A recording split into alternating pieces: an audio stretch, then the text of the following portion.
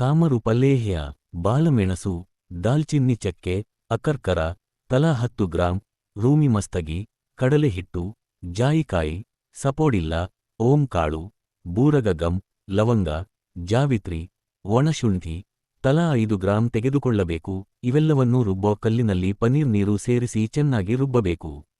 ರುಬ್ಬಿದ ನಂತರ 1 ಗ್ರಾಂ ಕುಂಕುಮ ಕೇಸರಿ, 100 ಗ್ರಾಂ ರೋಸ್ ಗುಲ್ಕಂಡ್, 200 ಗ್ರಾಂ ಜೇನುತುಪ್ಪವನ್ನು ಸೇರಿಸಿ ಲೇಪನದಂತೆ ರುಬ್ಬಿದ ನಂತರ ಬಾಟಲಿಯಲ್ಲಿ ಇಡಬೇಕು.